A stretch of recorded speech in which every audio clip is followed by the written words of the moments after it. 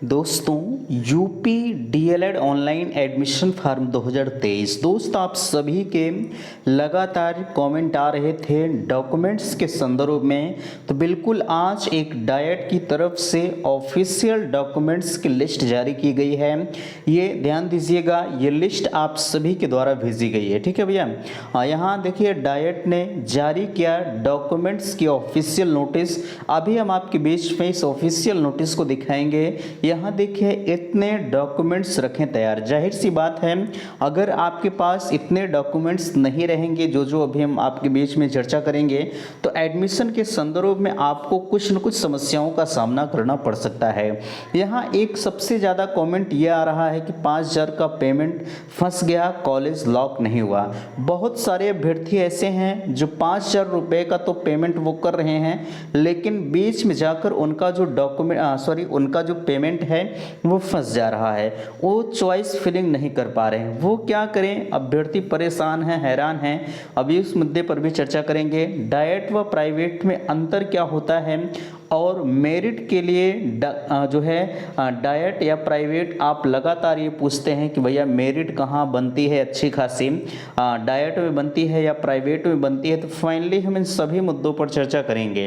दोस्तों मैं हूँ संजय, आप सभी का स्वागत करता हूं, अभिनंदन करता हूं आज के अपने इस वीडियो पर। मैं निवेदन करूंगा कि चैनल पर पहली बार विजिट कर रहे हैं तो प्लीज़ चैनल को सब्सक्राइब जरूर करेंगे। आपके लिए मैं बताना चाहूँगा व्हाट्सएप ग्रुप दिया गया है, जिसकी लिंक मैंने डिस्क्रिप्शन बॉक्स में दे रखी है। अगर आपको ग्रुप ज्वाइन करना है तो बिल्कुल आप ग्रुप को ज्वाइन कर सकते हैं।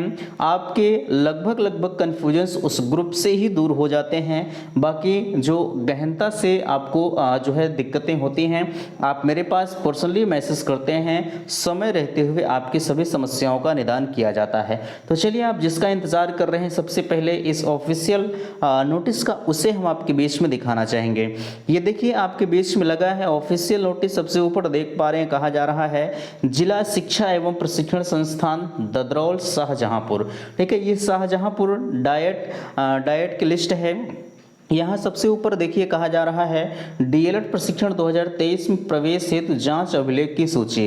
यहाँ ध्यान दीजिएगा, निम्नलिखित मूल अभिलेखों के साथ उसकी 2 स्वप्रमाणित छायाप्रति फाइल में काउंसलिंग कराने हेतु साथ लाएं। आपका जो एडमिशन है वो कल 25 तारीख से शुरू हो रहा है। ठीक है, यानी लगभग 9,000 लोगों को जो कॉलेज अलॉटमेंट हुआ था, जिन्होंने भी 5,000 रुपये का पेमेंट कर दिया है, उनका जो है कल से एडमिशन प्रक्रिया शुरू हो रही है। ठीक है, उनके लिए ये आवश्यक दस्तावेज जो है साथ ले जाना होगा।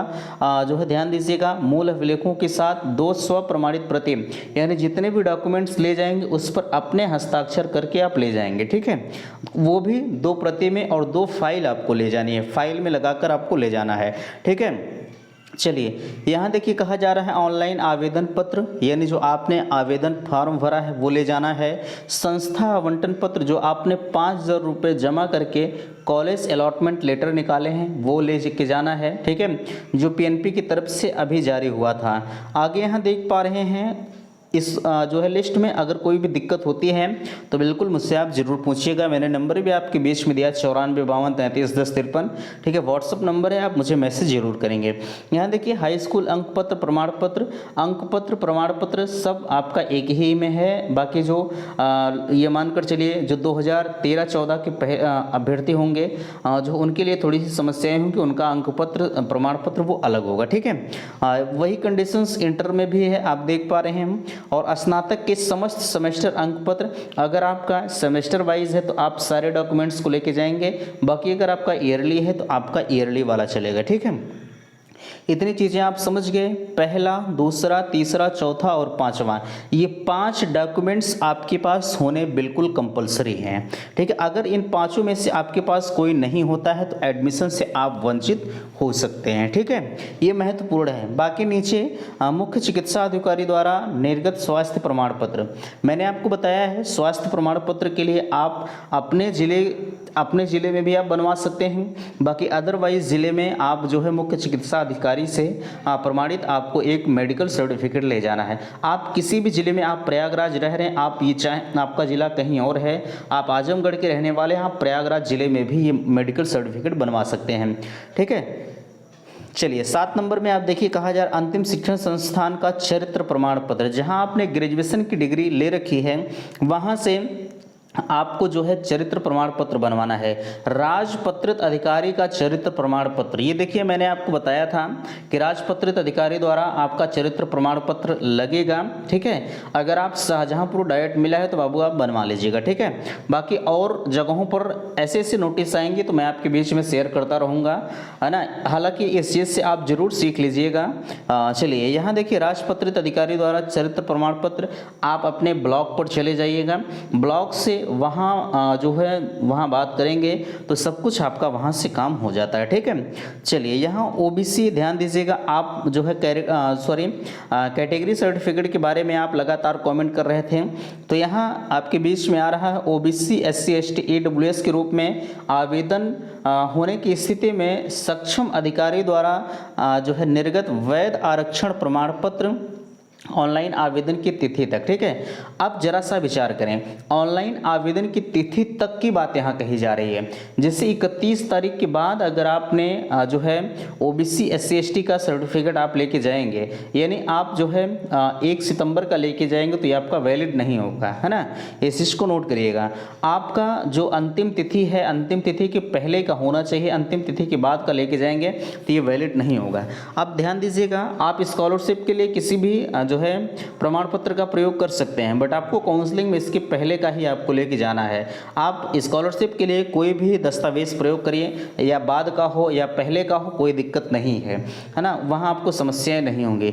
चलिए यहाँ 10 नंबर में कहा जा रहा है, ध्यान दीजिएगा, यहाँ आय प्रमाण पत्र की बात तो नहीं किया है, लेकिन आय प्रमाण पत्र आपकी स्कॉलरशिप में लगता है, ना कि आपके काउंसलिंग में।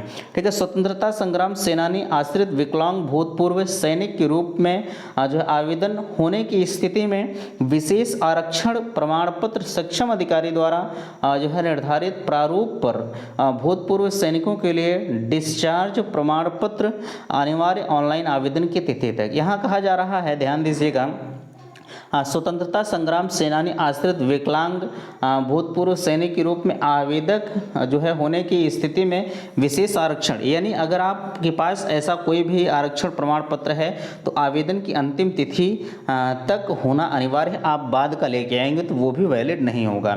यहाँ 11 नंबर में कहा जा रहा है विकलांग प्रमाण पत्र हेतु तो विकलांगजन के प्रतिशत का स्पष्ट उल्लेख हो ऑनलाइन आवेदन की अंतिम तिथि तक। यानी यहाँ भी कहा जा रहा है अगर आप विकलांग हैं, हैंडीकैप हैं, तो आपका जो सर्टिफिकेट होना चाहिए वो ऑनलाइन आवेदन की अंतिम तिथि के पहले का होना चाहिए। ठीक है, अंतिम तिथि तक होना चाहिए या पहले का होना चाहिए, लेकिन अगर बाद का रहेगा तो वो नहीं चलेगा।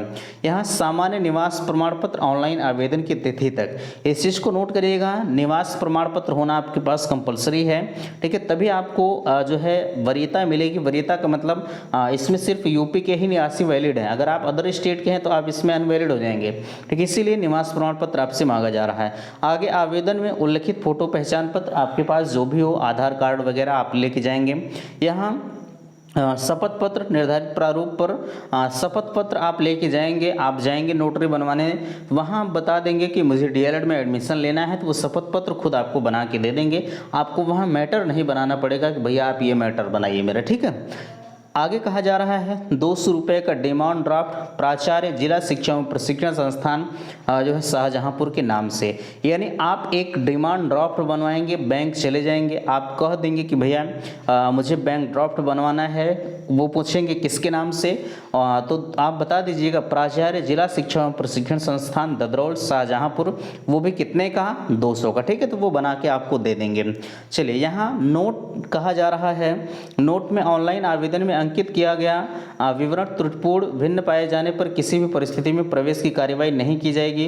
उपरोक्त सभी अभिलेखों में स्वप्रमाणित छाया प्रति भी उपलब्ध कराएं। 4 पासपोर्ट साइज। प्रवेश के समय सभी प्रशिक्षुओं को अपने मूल अभिलेख संस्थान में जमा करने होंगे, जो कि प्रशिक्षण पूर्ण होने के बाद वापस किए जाएंगे। ठीक है, आपका जो डॉक्यूमेंट्स होगा वो कॉलेज में जमा हो जाएगा।